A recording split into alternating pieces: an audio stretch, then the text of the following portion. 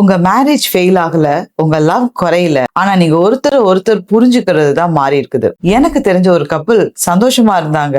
ஆனா கொஞ்ச நாள் கழிச்சு பார்த்தா ஒருத்தர் ரொம்ப ஹர்ட் பண்ணிக்கிறாங்க. அவங்க 2 பேத்துக்கு நடுவுல மிஸ் அண்டர்ஸ்டாண்டிங் அதிகமாகுது, பாயிண்டே இல்லாம. இப்ப அவங்க கிட்ட பேசினதுக்கு அப்புறம் தான் தெரியுது, அவங்க ஹஸ்பண்டுக்கு லவ்னா என்னன்னா, ஒரு பிரச்சனை வந்துச்சுன்னா அதை சரி செய்யணும், கொஞ்சம் ஸ்ட்ராங்கா இருக்கணும், ரொம்ப சத்தம் போட்டு அதிகமா பேசிக்கிட்டே இருக்கிறது அதெல்லாம் கொஞ்சம் அவாய்ட் பண்ணணும். ஆனா அவங்க ஒய்ஃபுக்கு பிரச்சனையை சரி பண்ணணும் அப்படிங்கறது இருந்தாலும் கொஞ்சம் நான் பேசணும், என் உணர்வுகளை கொஞ்சம் புரிஞ்சுக்கோங்க, நான் உங்ககிட்ட கொஞ்ச நேரம் நான் பேசணும்னு நினைக்கிறேன், என்னை நீங்க எப்ப புரிஞ்சுக்கிறீங்க அப்படிங்கிறது தான் உங்க ஒய்ஃபுக்கு அதிகமா இருந்துச்சு. அவங்க ஹஸ்பண்டுக்கு ரெஸ்பெக்ட் கொடுக்கணும், அமைதியா இருக்கணும் அப்படிங்கிறது ஃபர்ஸ்ட் அதிகமா இருந்துச்சு. அவங்க ஒய்ஃபுக்கு நீங்க எனக்கு சப்போர்ட்டிவா இருக்கணும், என் மேல அன்பு செலுத்தணும் அப்படிங்கிறது தான் அவங்களுக்கு ரொம்ப பிரைமா இருந்துச்சு. இப்ப 2 பேர்த்தையும் பாத்தீங்க அப்படின்னா ஒருத்தர் மேல ஒருத்தர் அன்பு வச்சிருக்கிறாங்க. ஆனா ஒரு காலகட்டத்துல அவங்களோட எமோஷனல் லாங்குவேஜ் ரொம்ப டிஃபரெண்டா இருக்கு. ஃபார் எக்ஸாம்பிள் நான் சொல்லணும்னா, ஒருத்தர் தமிழ்ல பேசுறாங்க, ஒருத்தர் ஹிந்தியில பேசுறாங்க. 2 பேர் ஒருத்தருக்கு ஒருத்தர் பேசிக்கிறது புரிஞ்சுக்கவே இல்லை. இப்போ ஒரு ஹஸ்பண்ட் அண்ட் ஒய்ஃபோட நீட்ஸ் என்னன்னு தெரிஞ்சதுல